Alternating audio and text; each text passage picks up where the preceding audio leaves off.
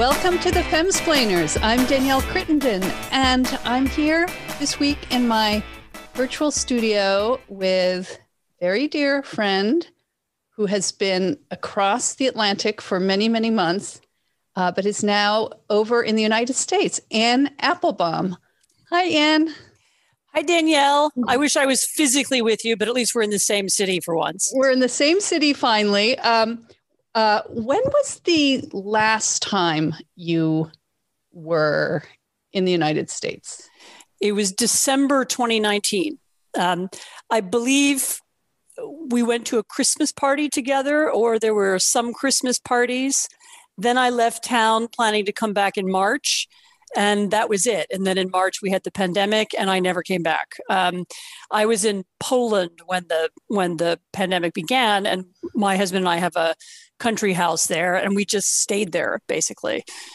We were able to leave a little bit, but mostly I have been in that house in the Polish countryside for the last year. Wow. So I see that you're sitting down because, of course, I'm talking to you via Zoom. So I just want to tell you some things have happened since you left. We have a new president. Right, yes. And yeah, there's been a lot of pandemic. How did it feel? So first of all, for the few people who may be listening to this who don't know you, you are, of course, a Pulitzer-Prize winning historian. Your recent book is called Twilight of Democracy, The Seductive Lure of Authoritarianism, which we talked about over the summer when you were in Poland. We did. Which was really the secret title of that book was Why Have All My Friends Gone Crazy? Indeed. That was David's title. That was your husband's title, as I recall. Yes. That's right. Well, talking about the politics that has happened to us all. But you've otherwise been in rural Poland and with some, I guess, forays into cosmopolitan Warsaw. What was it like? What has it been like for you to come back? What was it like even getting on a plane? I can't even imagine what it's like to be on a plane. I've forgotten what it's like to be on a plane. So the airports are blissfully empty. It's like in a dream, you get on and get off the plane with no crowds.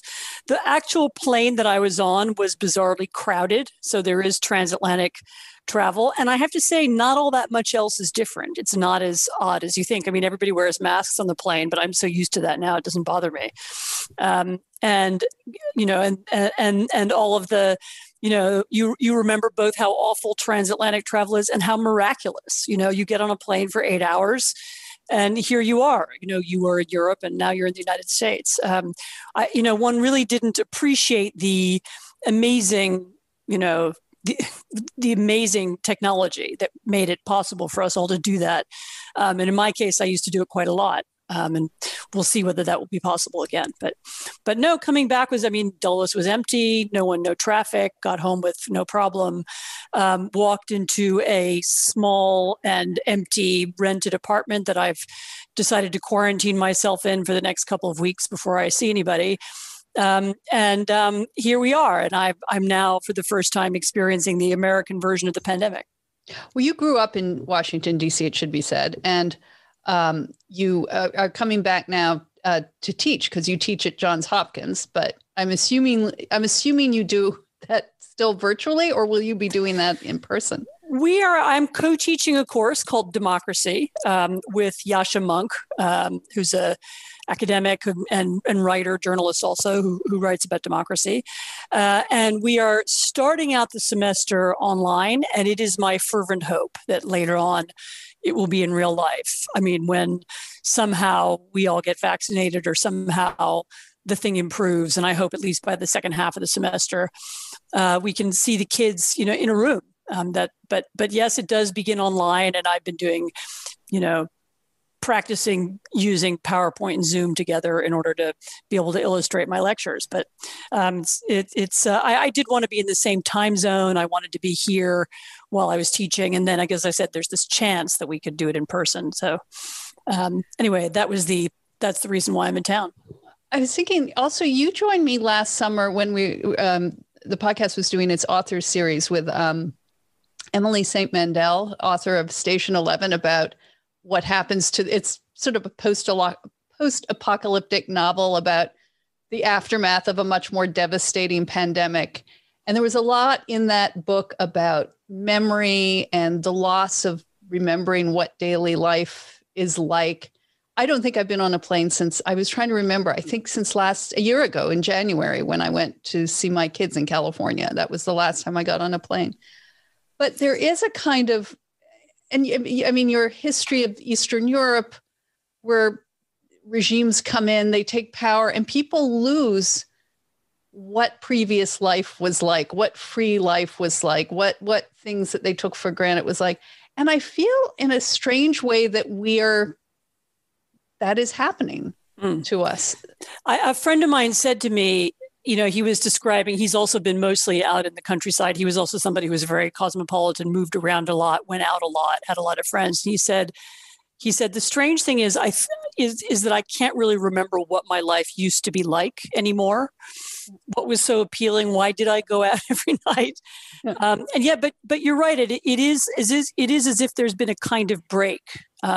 We're living in a different kind of society, with different rules, and many of us are very, very cut off. And yes, it is a little bit like it is as if there had been a big political change, as if there had been a regime change or system change, and the habits and customs and things and ways of behavior that we used to have are gone. And we, and by the way, whether they'll come back in exactly the same way, I don't know. I mean, my friend said to me, he doesn't know whether he'll go back to going out, going to parties all the time now that he stopped doing it. And all of us have had the experience of, those friends who you didn't feel close enough to get in touch with during the pandemic. I mean, what happens to them now? They have drifted away for good, or will you eventually start running into them? The people you ran into at parties or at meetings or at conferences, and who you liked but you weren't close to, will they come back, or are they gone? Those are, funny enough, sometimes the people I think about a lot. I mean, there's a whole world of people who I don't know well, but who I like and who I like seeing once in a while. And I think I miss that more than anything. I think that's right. That my husband, David, of course, whom you know, and we've kept up with you and Roddick over periodic Zooms, and you really have to make an effort, obviously, to do that. We've decided, even though it's very cold here in DC, to do these weekly Sunday dinners outside around a fire pit with friends, especially friends we have not seen a lot of. And when we were sitting down to write down some of the friends we, have not seen for a while, we realized we couldn't really remember who our friends were. Yeah, exactly. And I actually had to go and open up an old app, like an address book app, to go and be reminded of people, because that keeping up, I think, not just being with close family and friends, but it's really important. You lose a lot of perspective and that sense of just casual socialization, which I think is important. I think it feeds into the topic I wanted to talk with you about today. You had, just among your many amazing articles in The Atlantic, you had your most recent one is Coexistence. It was called Coexistence is the Only Option. It says millions of Americans sympathize with the Capitol insurrection. Everyone else must figure out how to live alongside them. I think of this all the time, not just in the meta way. We all talk about unity and reconciliation, but what do they mean in this personal and practical way?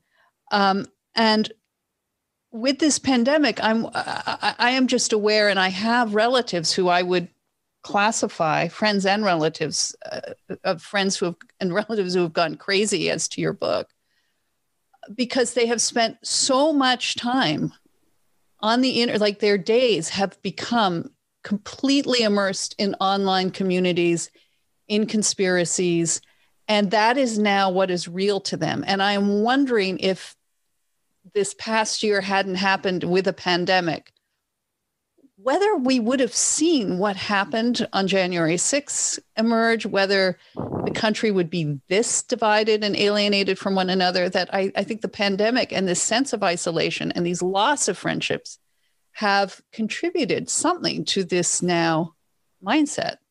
I think you're absolutely right. I mean, I think it also helps explain the kind of crackling energy of the Black Lives Matter protests last summer. I mean, of course, they were mostly motivated by by this reaction to racism, but there was also something about people wanting to go outside, right, and wanting to be with other people and be passionately involved in something, that was some kind of counter reaction to isolation. And I just couldn't agree more that the amount of time people spend online, the amount of time they spend reading and repeating conspiracy theories. I mean, even the people who aren't reading and repeating conspiracy theories, just the absorption in the political story, I think has genuinely made people crazy. I mean, there's a second element too. The Washington Post famous fact checker, Glenn Kessler, published a couple of days ago his final analysis of how many lies Donald Trump had told while he was president. And the number is now escaping me, but I think it was 30,000. I think it was 30 or 40,000. Like, it's in the tens of thousands. And my first reaction to that was, what kind of impact did that have on people? The constant, repetitive, endless lying, and the lying about the pandemic, which sort of doubled the anxiety about the pandemic. And this atmosphere that you live in, in which he was trying to create a false reality.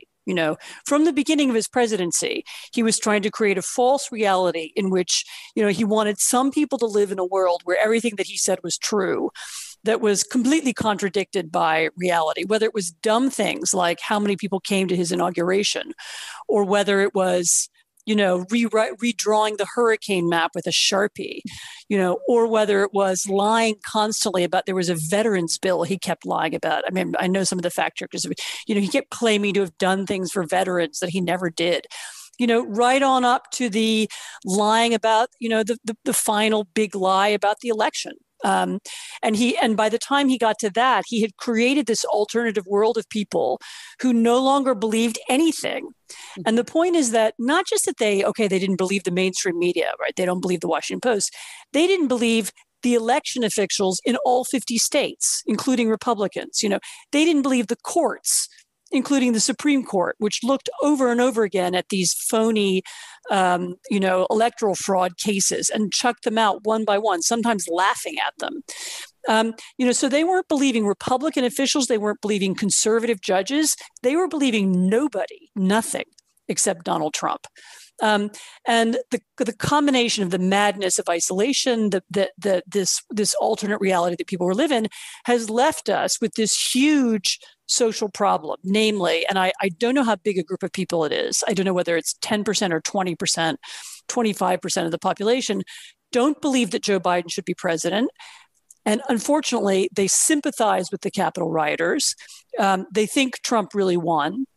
And they are no longer part of or supportive of, in a very fundamental way, American democracy. I mean, the book that I wrote and that we talked about the last time I was on your podcast was about elites. It was about, the Laura Ingrahams and the intellectuals of the far right. But this is a slightly different problem. This is the problem now of the millions of people who now live in an alternate reality where our democracy is so flawed that we have the wrong president, and that everybody, again, I can't stress it enough, the Supreme Court, Republican electoral officials, governors, Congress, the vice president, they all are considered to be liars by a large percentage of the American population. And so now the question is, what are we going to do about that? Right. And in fact, I pulled the numbers from your article. You said in December, 34%, so a third of Americans said they did not trust the outcome of the 2020 election.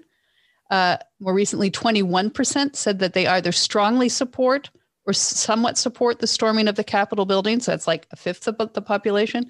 And as of this week, when this article was published, 32% were still telling pollsters that Biden was not the legitimate winner. You've seen, and then you do go on and actually, and I was so happy that you did bring up practical solutions, because I normally end your articles feeling just this overwhelming pessimism Where it's all over, forget it, there's nothing we can do.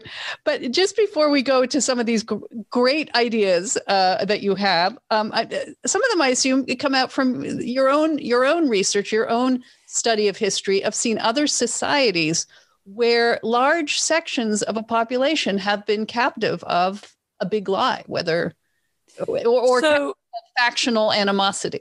So I spent a lot of time thinking about this. And yes, of course, I started out thinking about the post-communist world and the various tactics that were used to deal with former communist officials, former secret police informers. How do we cope with people who don't accept the new rules of democracy? And then I thought about it and I realized that the comparison wasn't quite right for a lot of reasons. One is that communism had been so delegitimized by the time it fell that there weren't that many true believers left. And so the real problem, in the 90s wasn't really, you didn't have this problem of a big percentage of society still believing in the old system. And, how do we cope with that? And actually, the better comparisons and the more interesting ones are so-called post-conflict societies. Places where there's been an insurgency or where there's an important terrorist movement, and there's a part of society that rejects the rules of the status quo. The most obvious, and again, I'm not saying that the U.S. is like these countries. I'm just saying if you want solutions, if you want to figure out how to start thinking about the problem, the places to think about are places like Northern Ireland. Mm-hmm. How did they end the terrorist movement in Northern Ireland? I mean, the IRA existed in Northern Ireland. It was a part of Northern Irish politics for decades. What was finally done to defuse it and to get the sympathizers of the IRA to accept a different constitutional order? That's one example. Another example is Colombia, which is where I was a couple of years ago, which had this on-running for, again, decades and decades, civil war. There was an insurgency based in the jungle that had been seeking to overthrow the regime, for more than half a century. Finally, there was a peace deal done. Then came the problem, what do we do? This is the FARC, is the name of the terrorist group. How do we reincorporate those people into society? And so again, I'm not saying those are blueprints for America. I mean, far from it, but they help you think about what to do about it because they both have some similarities with the current situation. Namely, we should probably accept the fact now that there's a part of the society that rejects the mainstream democracy. And that we should also accept the fact, and this is particularly hard for many of us, including me, that calling them names will not fix the problem.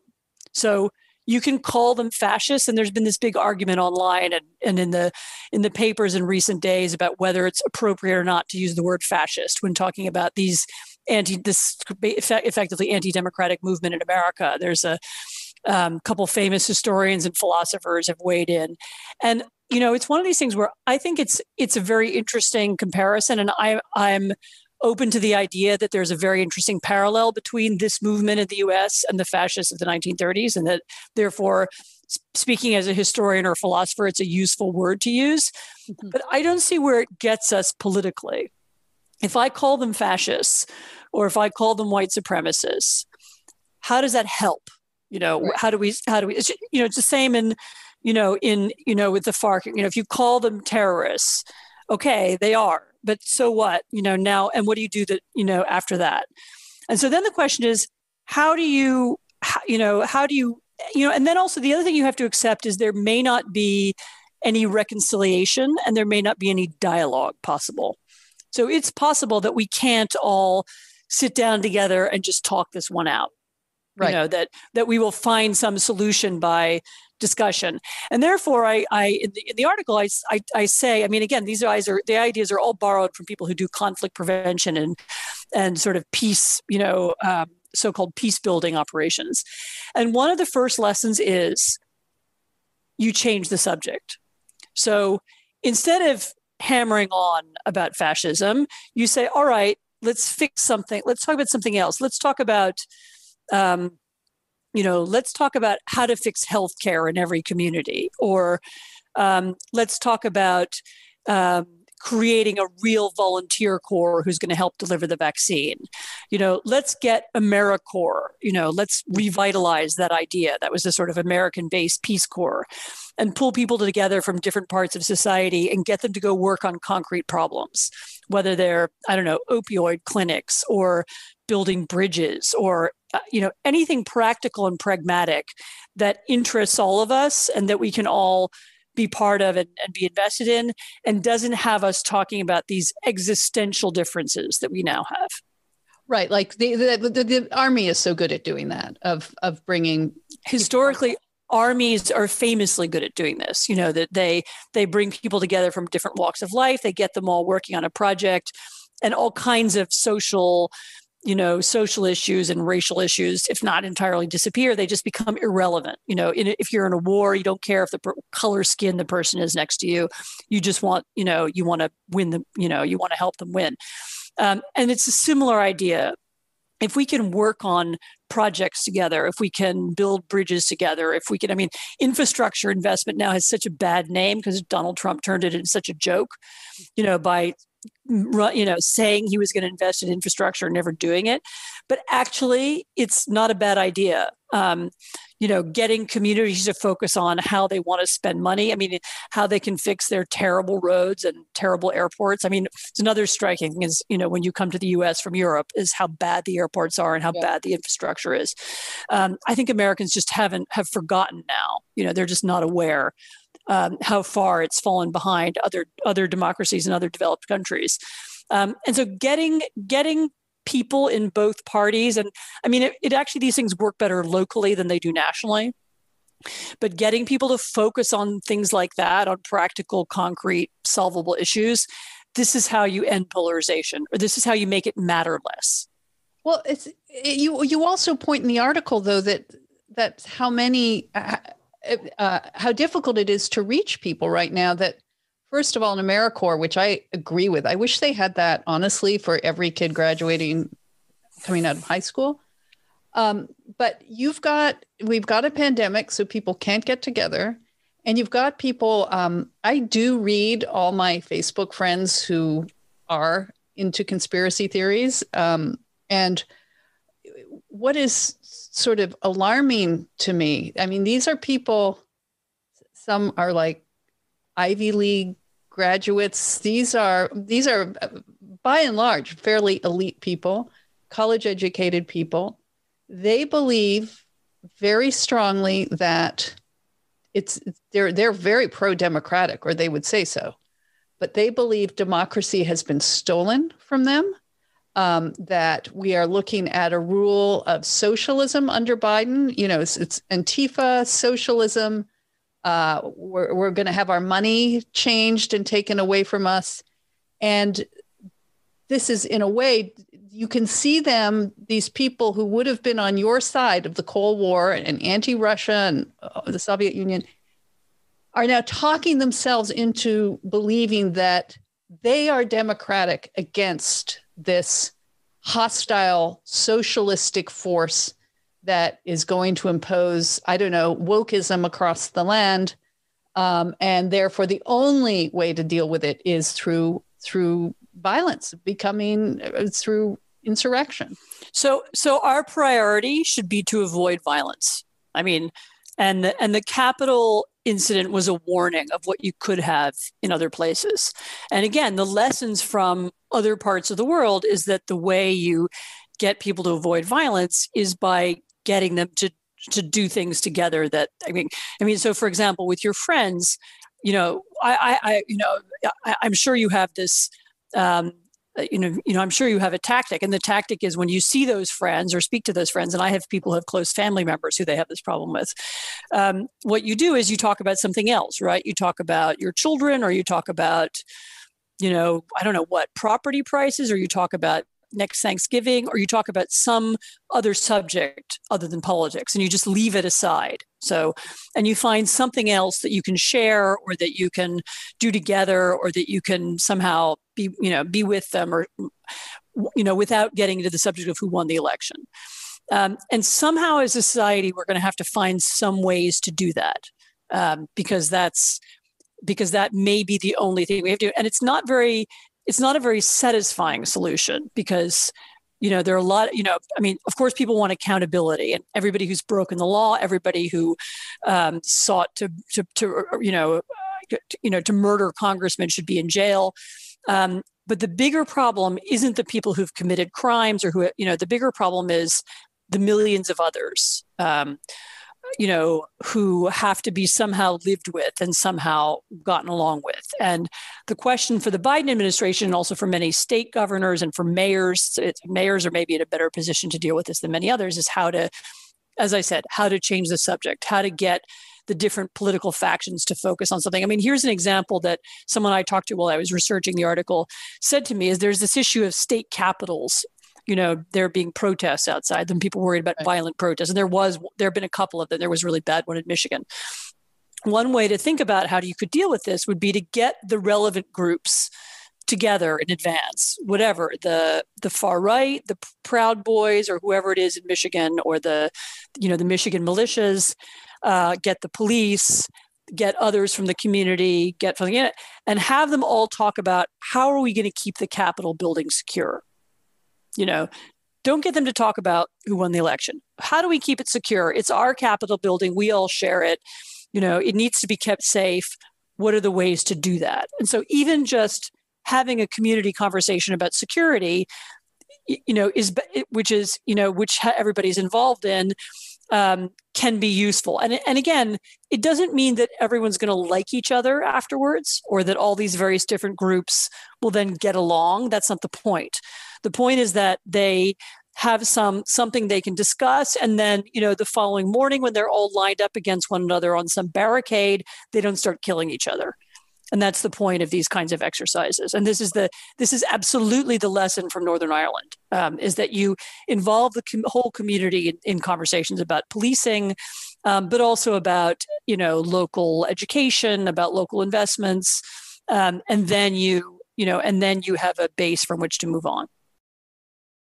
Well, it's that time of year when we all start reassessing our diets. I've actually been on a strict diet for about 6 weeks now, one that pays acute attention to calories.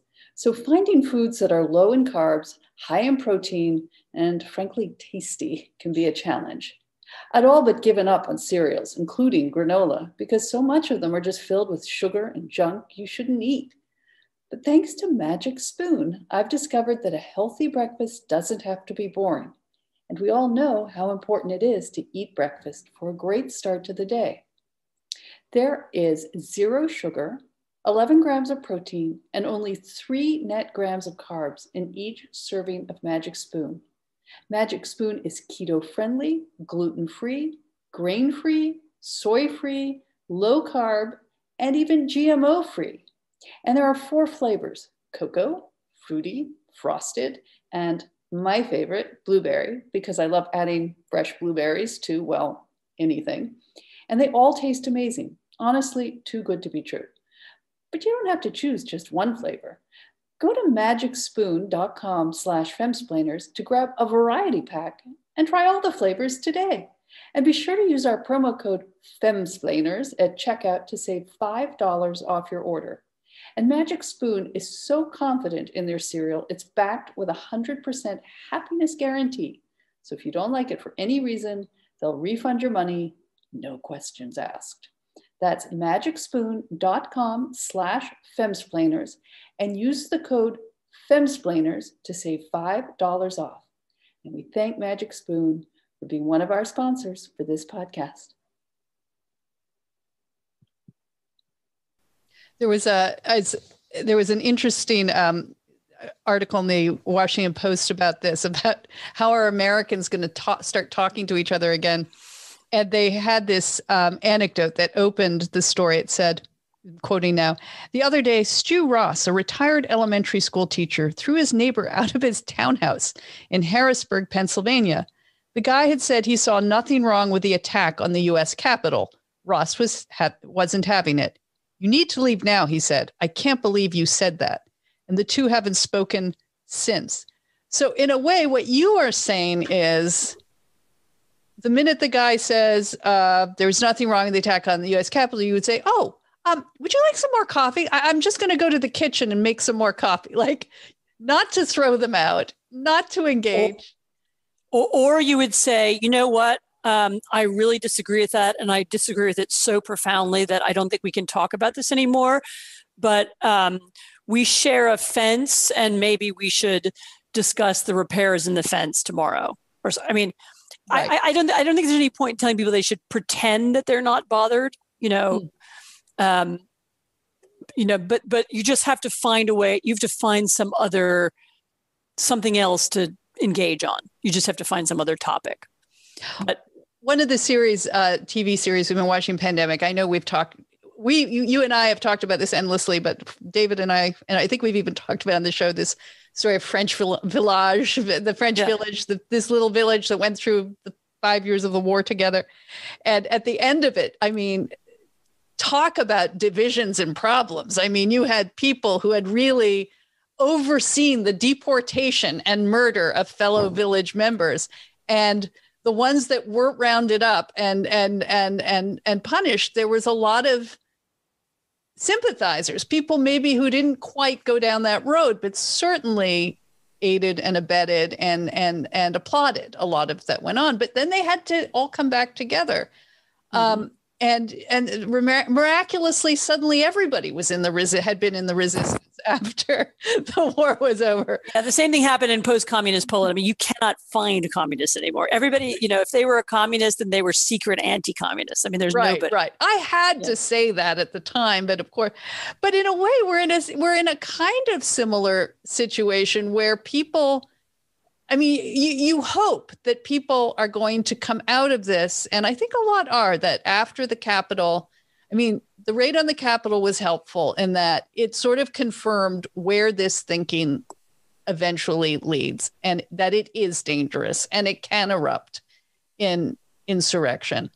But there has to be patience and forgiveness for everyone who said, yeah, I was kind of for it, but now I didn't quite understand that was. Yes, no, that I would, I mean, there is also a tendency now, and you sort of see this on Twitter if you spend any time there, for, there is a small group of Republicans who are now have been very vocal about criticizing Trump and about criticizing this electoral lie. A few in the House, most notably and amazingly Liz Cheney, who's a leader of the one of the leaders in the House, and a handful of senators.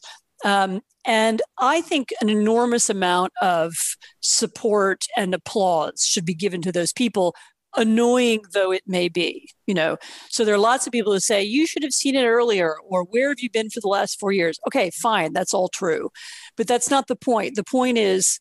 And this is another thing I talk about in the article. I mean, one of the other really important concepts that we need to get our brains around is that it's going to be very hard for people like you and me and many of the listeners on this podcast to get through to the insurrectionist or seditionist percentage of the population, that percentage that doesn't, because they don't believe us anymore. And again, it's not just us they don't believe anybody. They don't believe the Supreme Court. They don't believe, the Secretary of State of Georgia.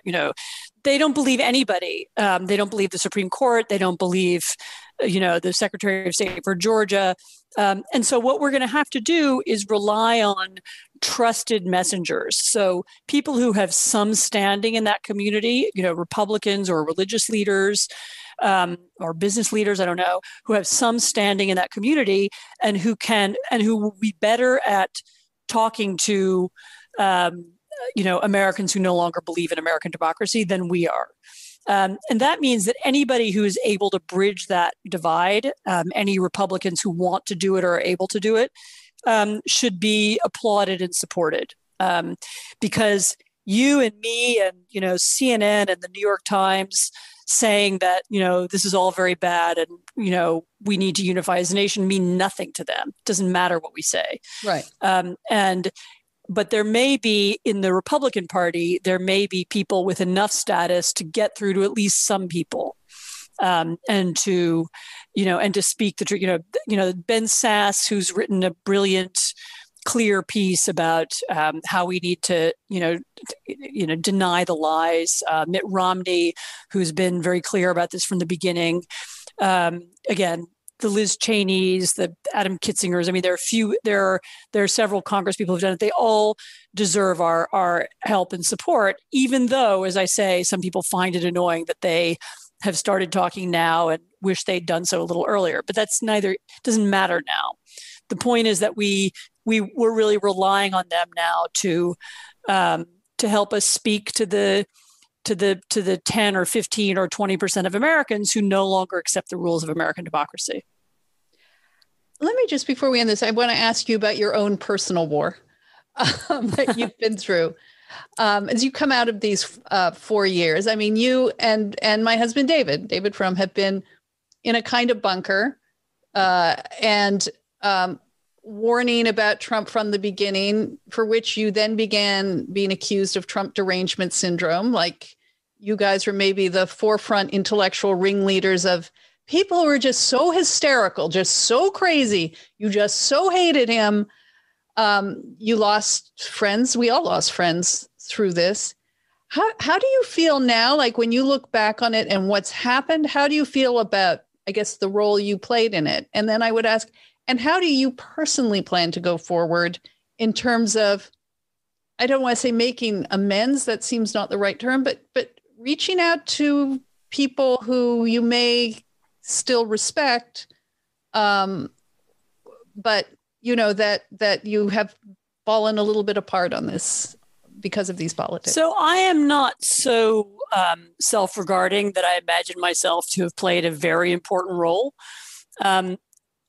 But I mean, the way I felt about it, from the beginning, I was, my paranoia is the wrong word in this context, but my fear about American democracy and Western democracy in general actually began in 2014 with the invasion of Ukraine, and then in 2015 with the victory of a authoritarian populist party in Poland. And so I saw some of these trends early, and when I first heard Trump speaking, as a political figure, and I saw what kind of language he was using, and I saw what themes he was using, and I saw what emotions he was appealing to, it was all so familiar to me. I mean, I'd been watching it for some years already, and so in a way, I never had any choice. I mean, I kept feeling like I've seen this, I've been there, I know where this ends. I know what happens to this kind of language. I know how this kind of disinformation works because they've been doing it in Russia for the past decade, and I know how it's destroyed people's brains there. And I felt like, I just wanted to wake people up, shake people and wake them up and tell them what this was. And I do feel like a lot of people genuinely didn't recognize it. They didn't have the, it was too novel, or it didn't have the same historical echoes for them, or it didn't. I mean, Trump sounded to me like all kinds of people. I mean, he sounded to me like, he of course sounded to me like figures from the 1930s, but he also sounded to me, I mean, I could hear the Putinist echoes, I could hear the Central Asian echoes, I could hear all kinds of other things in his language, but I guess other people didn't have this, and they kept trying to see him as a normal Republican, just a little wacky, or someone who just used Twitter in an annoying way, and they wished he would tweet less, that bothered them, but they didn't see that he was fundamentally not an American Democrat. And so it felt to me the whole time like I was shouting, wake up, everybody, see this. And I mean, has everyone seen it now? I don't know. I mean, it felt for a few days there after the Capitol insurrection that there was this shaky moment when some people were starting to see that. But I wonder now. I wonder whether the thing isn't going to harden over again. And but we'll see. I mean, I think some people were shaken by that. I mean, I have one friend who I know who is a Republican, and who I don't know how she voted actually in the last election, and who maybe her mind has been changed now by this. I hope so. And I, but again, I'm probably going to follow my own advice, and the next time I see her, I don't think this is what we're going to talk about. Right. We'll talk about our kids and, how annoying, both amazing and annoying transatlantic flight is. And we'll talk about. I wish I missed that problem. I so missed that problem. With businesses moving many of their operations off-site and having to make tough decisions about their employees, why not consider using Bambee for your HR and save money? Because when running a business, HR issues can kill you. Wrongful termination suits, minimum wage requirements, labor regulations, and HR manager salaries aren't cheap, an average of $70,000 a year. Bambee, spelled B-A-M-B-E-E, was created specifically for small business. You can get a dedicated HR manager, craft HR policy, and maintain your compliance, all for just $99 a month. With Bambee, you can change HR from your biggest liability to your biggest strength. Your dedicated HR manager is available by phone, email, or real-time chat. From onboarding to terminations, they customize your policy to fit your business and help you manage your employees day to day, all for $99 a month.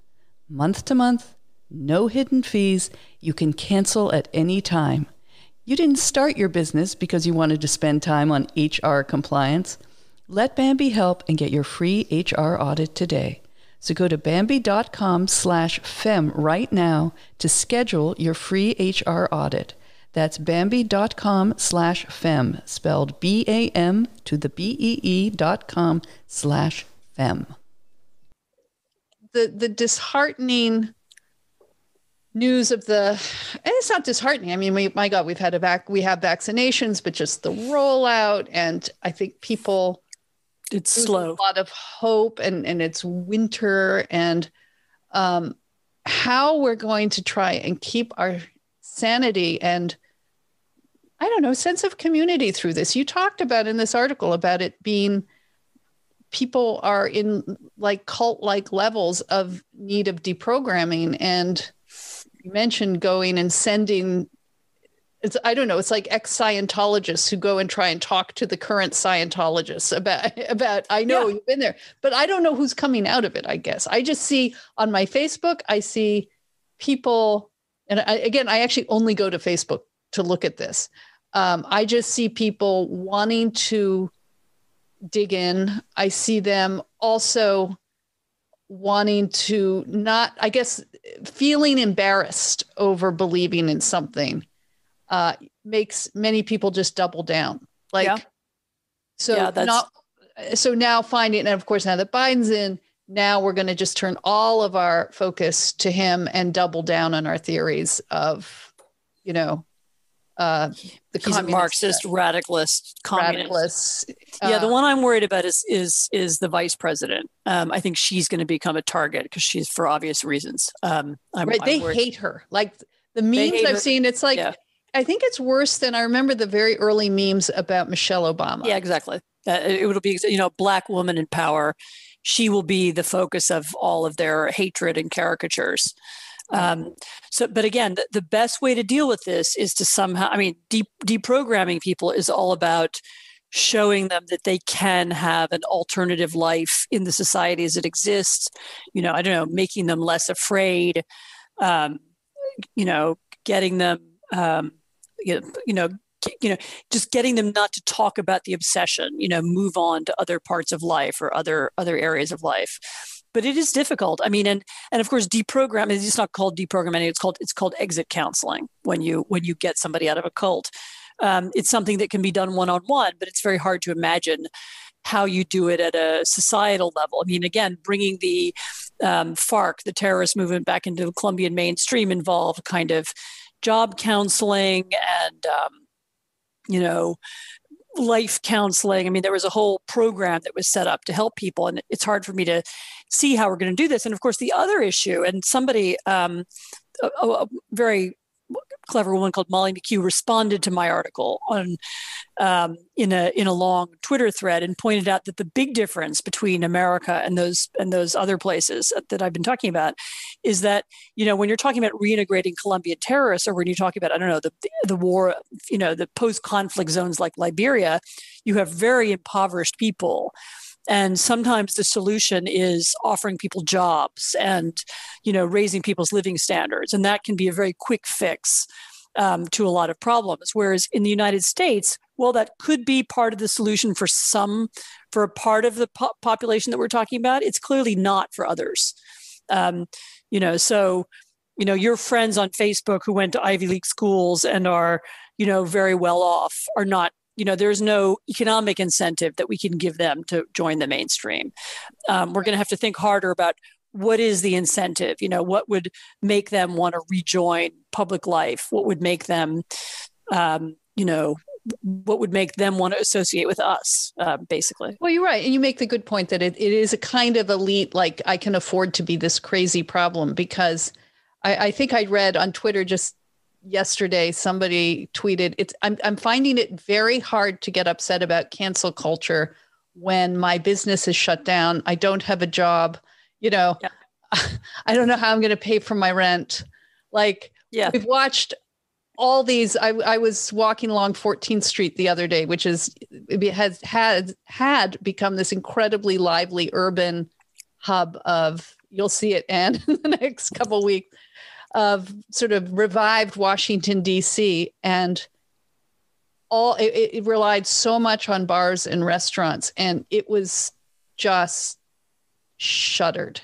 And the sort of big business box stores that had moved there, like Sephora and West Elm, suddenly looked like pioneers again, that everything around them was closing down. And that will be a practical problem of rebuilding the economy. And as you say, it'd be great to see some sort of, do you remember the WPA, was it the WPA, yep. the 1930s Depression era program? Works Progress Administration, absolutely. Right. That it didn't matter. You could be a writer, you could be an artist, but it put people to work. And maybe that's something we have to do. Anyway, I so much appreciate you coming on. I'm so thrilled you're on this side of the Atlantic. For our Patreon subscribers, we have some questions for Anne that you asked, and she's going to answer afterwards. And we're going to have on our special monthly Last Call podcast for our subscribers. So if you're not a subscriber, you're kind of missing that. And you can become one by going to patreon.com/femsplainers and be part of, including also our monthly virtual cocktail parties. So if you're needing company, you could be with us. But anyway, stay with me, listeners, because it's the last podcast of the month. And I also have some listener reaction. But in the meantime, Anne, thank you so, so much for coming on. Thanks. Great to see you again. So how did you choose which internet service provider to use? The sad thing is most of us have very little choice because ISPs operate like monopolies in the regions they serve. They then use this monopoly power to take advantage of customers. Data caps, streaming throttles, the list goes on. But worst of all, many ISPs log your internet activity and sell that data onto other tech companies or advertisers. To prevent ISPs from seeing your internet activity, you can protect all your devices with ExpressVPN. So what is ExpressVPN? It's a simple app for your computer or smartphone that encrypts all your network data and tunnels it through a secure VPN server so that your ISP cannot see any of your activity. Just think about how much of your life is on the internet. Sadly, every site you visit, every video you watch, or message you send gets tracked by ISPs or other tech giants who can then sell your information for profit. That's the reason I recommend ExpressVPN as the best way to hide your online activity from your ISP. Just download the app, tap one button on your device, and you're protected. And ExpressVPN does all of this without slowing your connection. That's why it's rated the #1 VPN service by CNET and Wired. So stop handing over your personal data to ISPs and other tech giants who mine your activity and sell off your information. Protect yourself with a VPN I trust to keep me private online. Protect yourself with a VPN I trust to keep me private online. Visit expressvpn.com/femsplain. That's Express, EXPRESS, V as in Victor, P as in Peter, N as in Nancy.com/femsplain to get 3 extra months free.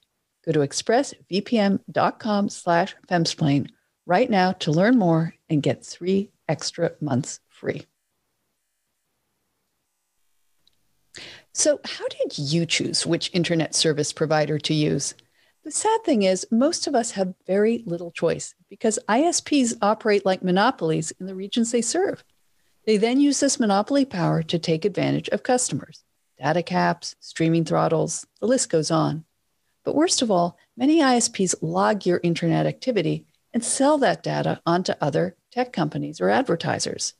To prevent ISPs from seeing your internet activity, you can protect all your devices with ExpressVPN. So what is ExpressVPN? It's a simple app for your computer or smartphone that encrypts all your network data and tunnels it through a secure VPN server so that your ISP cannot see any of your activity. Just think about how much of your life is on the internet. Sadly, every site you visit, every video you watch, or message you send gets tracked by ISPs or other tech giants who can then sell your information for profit. That's the reason I recommend ExpressVPN as the best way to hide your online activity from your ISP. Just download the app, tap one button on your device, and you're protected. And ExpressVPN does all of this without slowing your connection. That's why it's rated the #1 VPN service by CNET and Wired. So stop handing over your personal data to ISPs and other tech giants who mine your activity and sell off your information. Protect yourself with a VPN I trust to keep me private online. Protect yourself with a VPN I trust to keep me private online. Visit expressvpn.com/femsplain. That's Express, EXPRESS, V as in Victor, P as in Peter, N as in Nancy.com/femsplain to get 3 extra months free. Go to expressvpn.com/femsplain right now to learn more and get 3 extra months free.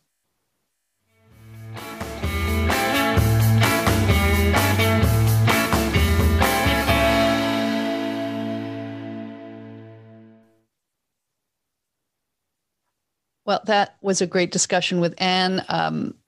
I paused there before she left to, as I said, ask her some of the questions we had from our subscribers at Patreon.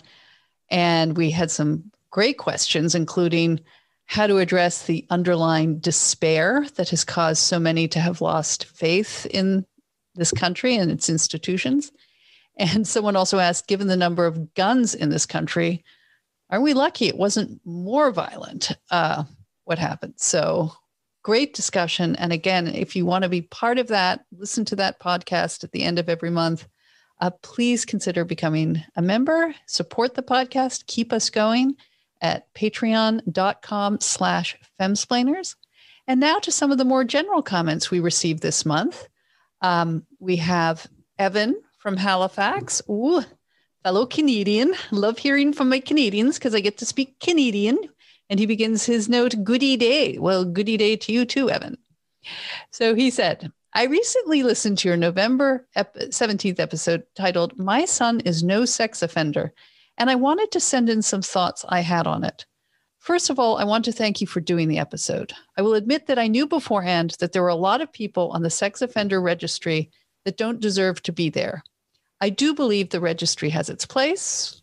Example, it's good to know if there are actual rapists living nearby. But as your episode made clear, it's the spectrum of men on the list that ruined a perfectly good idea. As we noted, that episode did get a lot of traffic. I was thrilled about that. But making clear that there are many people on for very minor infractions, but it is basically condemned them to life for being treated as actual rapists. So that was the main idea of that podcast. Anyway, Evan, you continue. The problem that I had with the episode is that when you guys start criticizing or downplaying, at least that's how it sounded to me, the problem of pedophilia and sex trafficking. I'm not a QAnon follower, and I don't believe the Clintons, Obamas, or any DC elites are running child sex rings.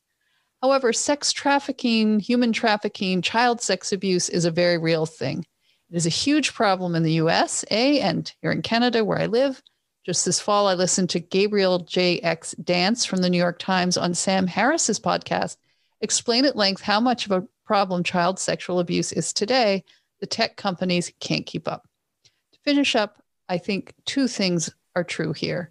There are many men on the sex offender registry that shouldn't be there, and child sexual abuse, sex human trafficking, pedophilia, etc. are real problems. The QAnon people may do the problem more harm than good, but it's still a huge problem we need to focus on. Still love the show. Keep it up. Cheers. Thank you, Evan. Yeah, obviously it's a big problem. So any child sexual abuse is a problem. And I think this is where, to follow on the Anne topic, that when you get mass lies, when you get mass conspiracy theories, they refocus people on fake problems rather than real problems. So one of the things that happened just in this past couple of weeks, just before the night before the inaugural, our local pizza restaurant, Comet Pizza, which is just a few blocks from my house, where we do order pizza from, has been the subject of one of the conspiracy theories that's where Hillary Clinton and others, DC elites, as Evan points out, were raping and trafficking children in the pizzeria's basement. And those rumors resulted in a person driving here from another state and pulling out his gun and holding it up at one point because he came to rescue the children, only to discover that there were no children there and there wasn't even a basement. So these false stories, and as I was saying, the night before the inaugural, a coterie of people who still believe this, that there's a sex pedophilia ring going on in our local pizzeria, showed up, began protesting outside Comet Pizza, where there were outdoor diners because of because of COVID.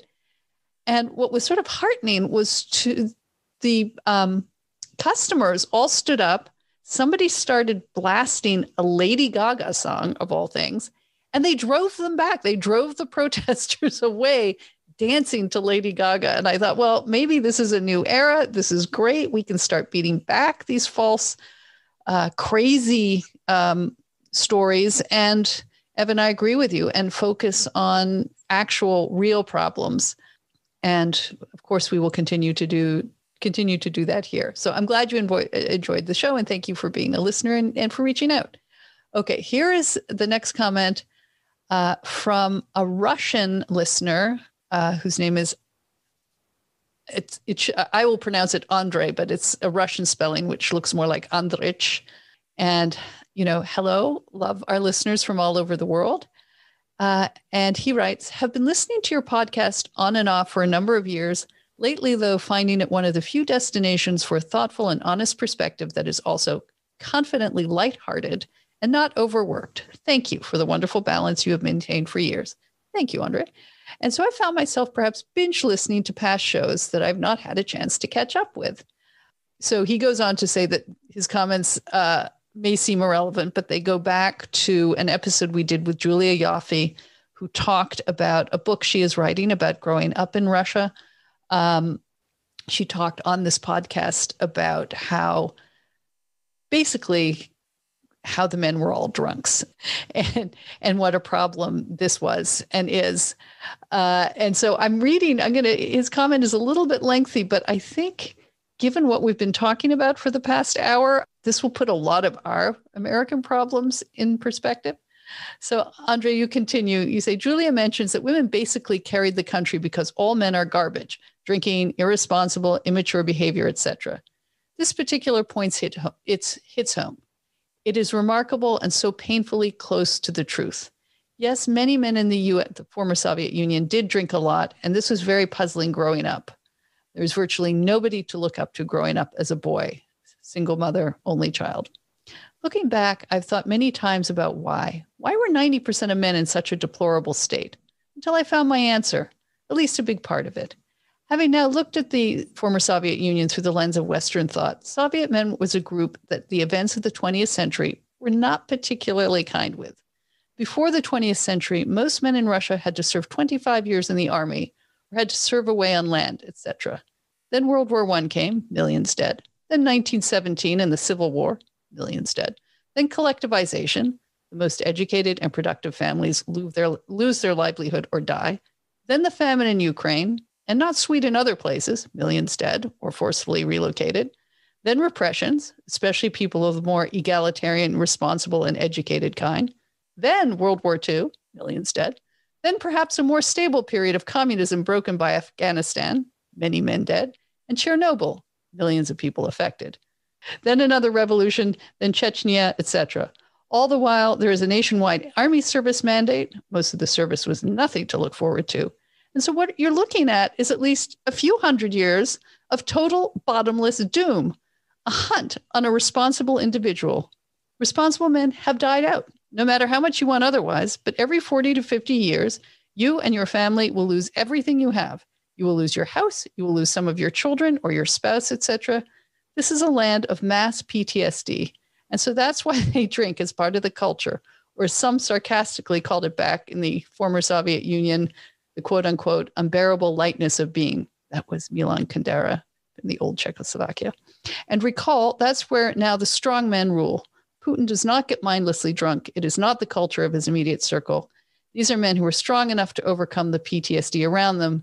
The adversity shaped them. And yes, they're on the ruthless side of masculine, but you almost had to be to come out Victoria. So it's not that the men in the USSR were all useless. It's that their history has taken all the incentives away to be otherwise, and only a few could keep their heads above the swamp water.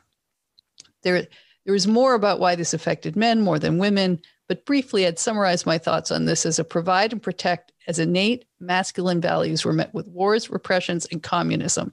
Lack of private property eliminates chances for most to provide through their honest hard work.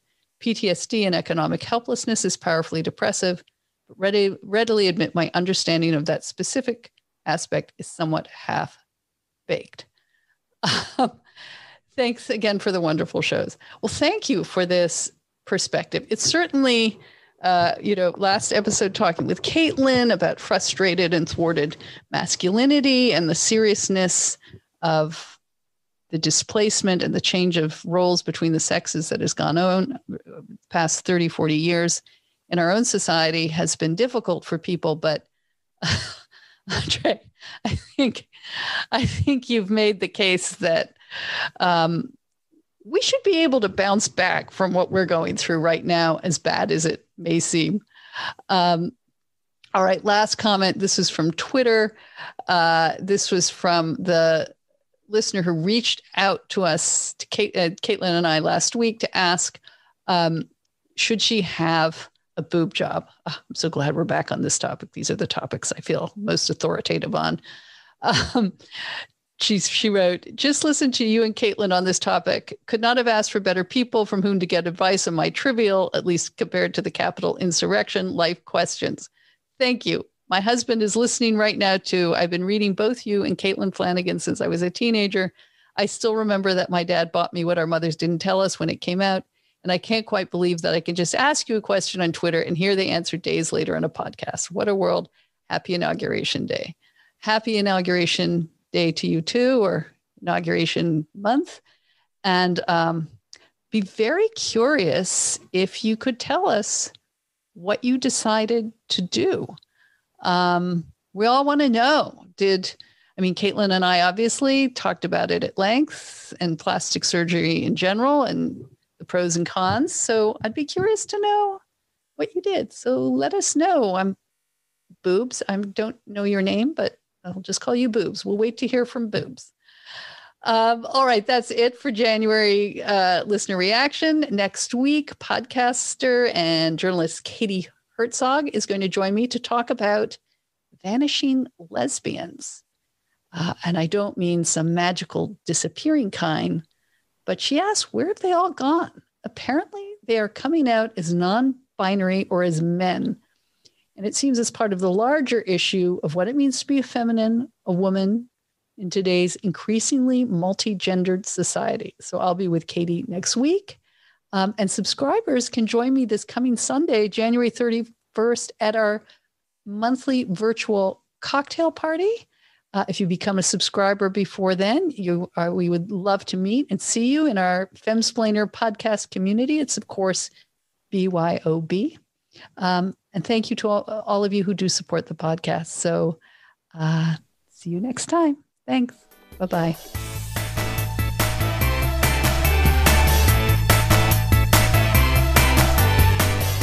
Femsplainers is a weekly podcast carried on the Ricochet Network and available pretty much on every podcast platform. Follow us on Twitter, Instagram, and Facebook, and watch video of our interviews on YouTube. You'll find links to everything, plus how to contact us directly at femsplainers.com. We survive and depend on your support. Like the show? Consider donating as little as $1 a month at patreon.com/femsplainers. And get our exclusive monthly bonus episode, Last Call, in which you get to join the conversation with our guests. And there's much more. And a big shout out of thanks to our audio and video editor, Nat Frum.